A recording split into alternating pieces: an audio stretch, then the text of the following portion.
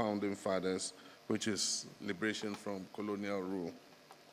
Before I proceed, allow me to extend my heartfelt appreciation to my dear brother William, His Excellency William Ruto, for the invitation, as well as the warm and cordial reception that has been accorded us since our arrival in this second home of ours, the beautiful city of Nairobi, a land that embodies the spirit of Africa's resilience and innovation. And I thank the organizers for convening this crucial retreat at such a pivotal time in the journey of our dear African Union. President Ruto, my heart has indeed been gladdened by your honoring my invitation and visiting Accra on the 7th January during my investiture ceremony. Your presence was an expression of the deep friendship between our good selves and our good nations. It underscored the strong, long-standing bond of friendship that has so happily existed between Ghana and Kenya, and I look forward to working closely with you to deepen these relationships for the mutual benefit of our two peoples. Your Excellencies, today we gather not just as leaders, but as stewards of a vision of an Africa that is united, self-reliant, and prosperous. This vision was first articulated by the founders of the Organization of African Unity, and later advanced by the establishment of the African Union, and it remains our guiding light and principle. Yet as we stand at the crossroads of opportunity and challenge, we must critically reflect on our progress and recalibrate our strategies to meet the evolving needs of our continent.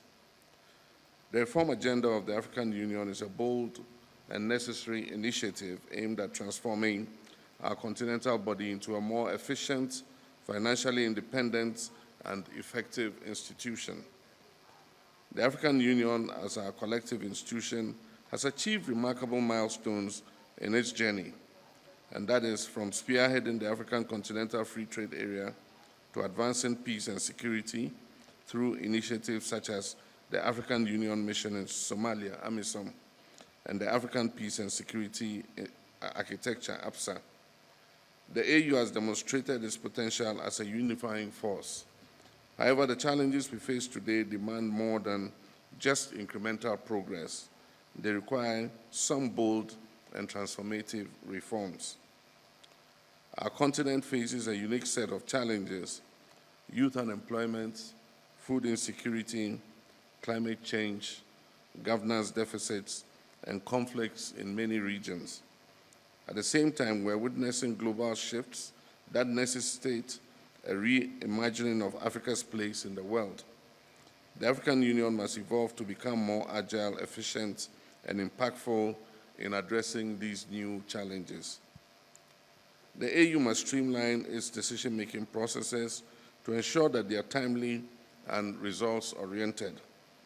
Bureaucratic inefficiencies undermine the confidence of our citizens and international partners, and overlapping mandates which hinder effective decision-making. By streamlining the AU commissions, clarifying roles, and eliminating redundancies, we can establish a more agile organization that is better equipped to address the evolving needs of our continent.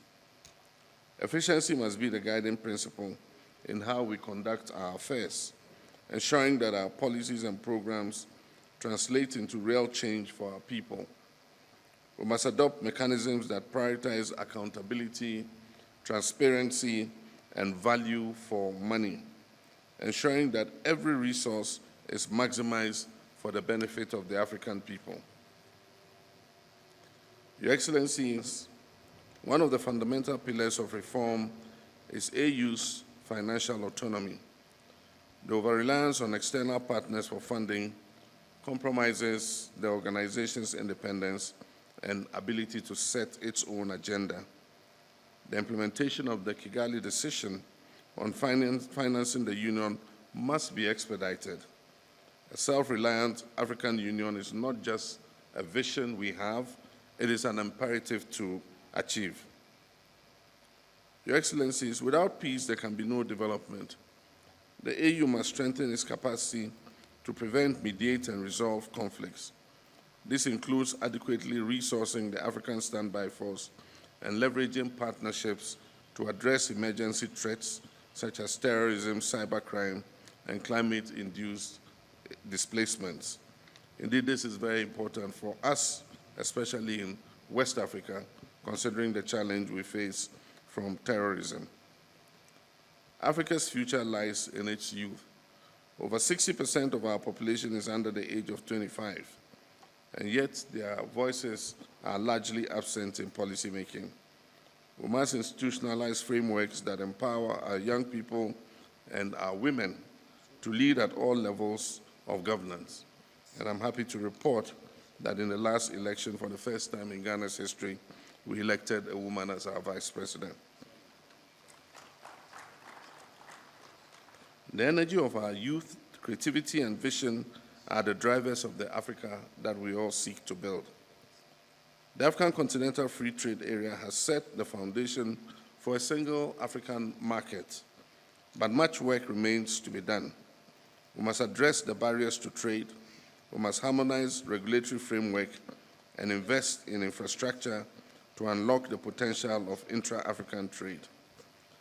Additionally, the AU must champion technological innovation and digital transformation as catalysts for economic growth and inclusion. And in this, we wish that the African payment system that allows us to pay seamlessly for goods traded between our countries is expedited so that we can have a system of exchange.